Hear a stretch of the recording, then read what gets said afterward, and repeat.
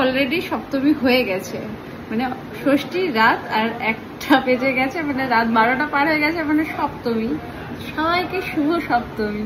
আর এখন আমরা যাচ্ছি ঘুরতে, কারণ 12টা অবধি ইন্ডিয়া পাকিস্তানের খেলা ছিল, সবাই খেলা দেখতে বিজি ছিলাম, তো এই জন্য খেলা শেষ হয়েছে, ইন্ডিয়া জিতে গেছে আর আমরা এখন ঘুরতে বেরোবো। তো চলো এবার পুজোর আরেকটা দিনের ঘোরাঘুরি খুব ছোট্ট করে তোমাদের সাথে শেয়ার করি। খুব অবাক লাগলেও আমরা সাধারণত নবমী অবধি ঘুরতে পারি, তো তার মধ্যে শুধুমাত্র ষষ্ঠীর দিনই আমার ছুটি ছিল, আর ষষ্ঠীর দিনই পুরো কোচবিহারে ঠাকুর দেখে ফেলবো এই আশা নিয়ে বেরিয়েছিলাম রাত্রেবেলা, খাওয়া দাওয়া করে অনেক রাতে বেরিয়েছি। যাই হোক, প্রথমে সোজা চলে গেছিলাম রাজেন চৌপতির বাণীতীর্থ ক্লাবে পুজোটা দেখতে। ওখানে মোটামুটি প্রতিবারই ভালো পুজো করছে কয়েক বছর ধরে। তারপর সেখান থেকে বেরিয়ে এসেছিলাম বাবুরহাটের দিকে, কারণ বাবুরহাটে তো ওই মেন রোড থেকে নো এন্ট্রি ছিল, ভেতর দিয়ে ঘুরে গেছিলাম। আর এখানকার প্যান্ডেল খুব সুন্দর লেগেছে আমার, আর মূর্তিটাও ভালো হয়েছিল। আর বাবুরহাট থেকে বেরিয়ে সোজা চলে গেছিলাম টাকাগাছের দিকে। আর টাকাগাছেও মোটামুটি প্রতিবারই ভালো পুজোই হয়, এবারও মোটামুটি নো ডাউট ভালোই লেগেছে আমার। তারপর ওখান থেকে বেরিয়ে ঢুকে গেলাম কোচবিহারের দিকে। আর ঢুকতেই সামনেই ছিল নাট্যসংঘ ক্লাব, আর নাট্যসংঘ ক্লাবেও তো প্রতিবার ভালো পুজো হয়। আর এবার প্ল্যান করেই বেরিয়েছিলাম, যেহেতু এত রাতে বেরোচ্ছি, সব ভালো ভালো ঠাকুরগুলোই দেখবো।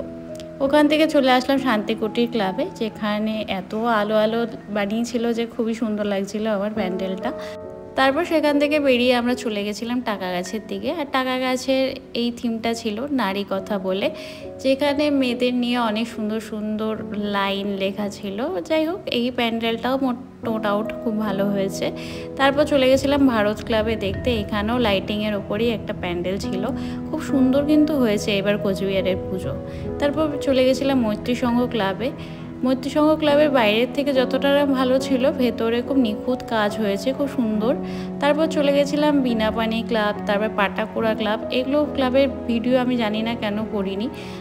তারপর চলে এসেছিলাম ভেনাস স্কোয়ার ক্লাবে। আর এবার পুজোয় রাত্রেবেলা বেরিয়েও এত ভিড় পেয়েছিলাম কি বলবো। আর ওখান থেকে সোজা চলে আসি নেতাজি স্কোয়ার দেখতে, এখানে তো প্রতিবারই ভালোই পুজো করছে। তো এই ছিল আমার ষষ্ঠীর দিনের ঘোরাঘুরি।